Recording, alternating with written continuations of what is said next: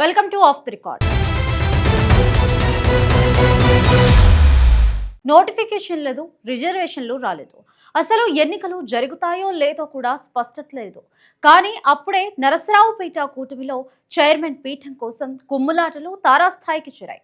Municipal chairman మాదంటే మాదంటూ TDP, Janasena నేతలు రోడ్డెక్కగా vice chairman పదవి తమకే కావాలని బీజేపీ పట్టుబడుతోంది. ఆలు లేదు, సూలు లేదు, కొడుకు పేరు సోమలింగం అన్నట్లుగా సాగుతున్న ఈ పోరులో కీలక నేతలు, పార్టీలు మారుతూ ఇస్తున్న వార్నింగ్లు రాజకీయ వర్గాల్లో ఇప్పుడు హాట్ టాపిక్ గా మారాయి. కూటమి నేతల ఈ అంతర్గత కలహాలను చూసి ప్రత్యర్థి పార్టీ అయిన వైసీపీ తెర వెనుక వేస్తున్న వ్యూహాలు ఏంటి? నరసరావుపేట పురుపోరు తెర వెనుక అసలు ఏం జరుగుతోంది? Let's watch.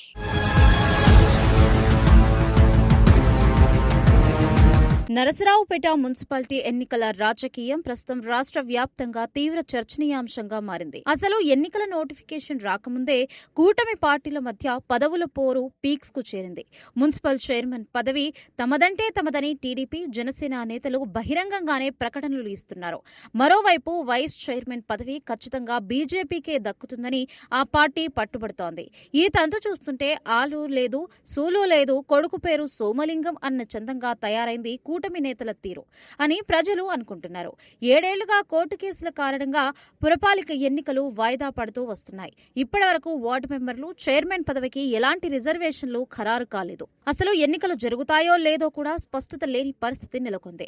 ఎన్నికల ముందే సోషల్ మీడియా వేదికగా కూటమి నాయకులు వేస్తున్న పోస్టులను చూసి స్థానికులు నవ్వుకుంటున్నారు. ఇలాంటి అనిశ్చితి మధ్య కూటమి పార్టీల మధ్య జరుగుతున్న ఆధిపత్య పోరు విచిత్రంగా ఉంది.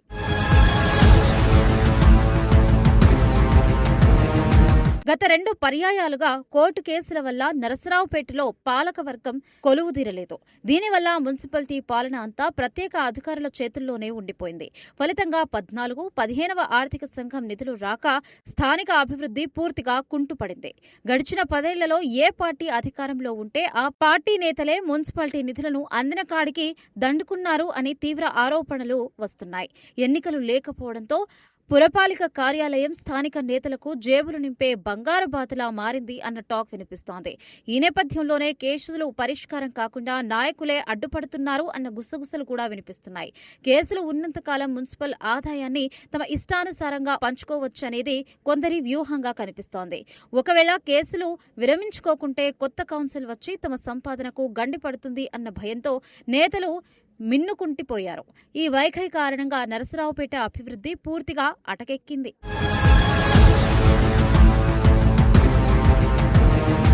ఈసారి ఎలాగైనా అన్ని మున్సిపాలిటీలకు ఎన్నికలు నిర్వహించి తీరాలి అని రాష్ట్ర ప్రభుత్వం గట్టి పట్టుదలతో ఉంది.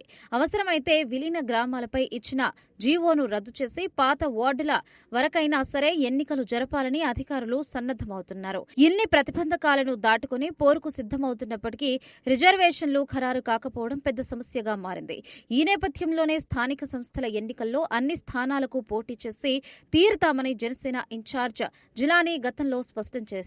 అధిష్టానం నుంచి ఎలాంటి ఆదేశాలు వచ్చినా క్షేత్రస్థాయిలో తమ పట్టు నిలుపుకుంటామని ఆ పార్టీ క్యాడర్ ధీమాగా ఉన్నారు.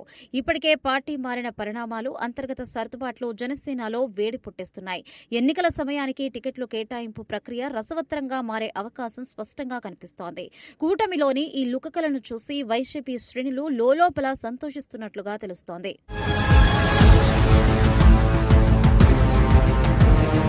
తెలుగుదేశం పార్టీలో సీనియర్గా ఉన్న ఒక కీలక నేత అనూహ్యంగా జనసేనలోకి దూకడం ఇప్పుడు రాజకీయ వర్గాల్లో సంచలనంగా మారింది. టీడీపీలో ఉండే తనకు చైర్మన్ పదవి దక్కదన్న ఉద్దేశంతోనే ఆయన పార్టీ మారినట్లుగా జోరుగా ప్రచారం జరుగుతోంది. అంగబలం, అర్థబలం ఉన్న సదరు నేతలు స్థానిక ముఖ్యనేత కావాలి అంటూ జనసేనలోకి పంపించారన్న ఆరోపణలు జిలానీ వర్గం నుంచి గట్టిగా వినిపిస్తున్నాయి. చైర్మన్ అభ్యర్థి ఎంపికలో ప్రతిష్టానం సొంత నిర్ణయం తీసుకుంటే మాత్రం అధిష్టానంతో సైతం అమీతుమీ తేల్చుకుంటామని ఆ వర్గం హెచ్చరిస్తోంది. మరోవైపు ఎవరెట్లా పోయినా పర్వాలేదు కానీ తనకు మాత్రం వైస్ చైర్మన్ పదవి ఖచ్చితంగా కావాలని బీజేపీ నాయకులు పట్టుబట్టి కూర్చున్నారు.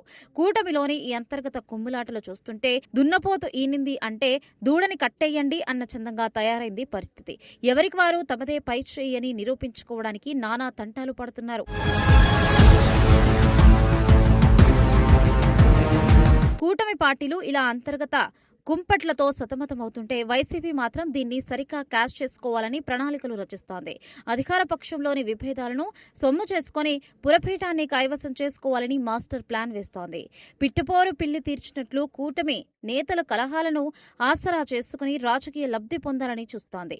నరసరావుపేట మున్సిపల్ ఎన్నికలు రాబోయే రోజుల్లో ఎలాంటి రాజకీయ నాటకీయ పరిణామాలకు వేదికలవుతాయోనని స్థానికులు ఉత్కంఠంగా ఎదురుచూస్తున్నారు. రిజర్వేషన్ల ప్రకటన వెలువడితే అభ్యర్థుల ఎంపికపై పూర్తి స్పష్టత వచ్చే అవకాశం ఉంది. అప్పటి వరకు ఈ రాజకీయ రగడ మరింత ముదిరే సూచనలు స్పష్టంగా కనిపిస్తున్నాయి.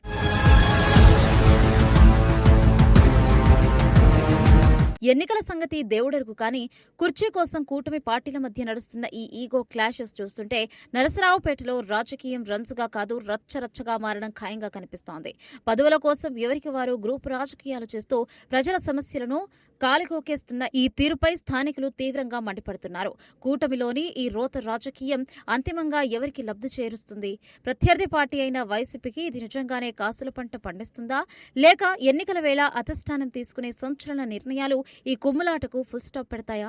రిజర్వేషన్లు ఖరారై అసలు పోరు మొదలైతేనే ఈ ఉత్కంఠతకు పూర్తి తెరపడుతుంది. అప్పటి వరకు నరసరావుపేట పురపోరులో ఏ క్షణంలో ఇలాంటి సంచలనాలు నమోదవుతాయో వేచి చూడాలి.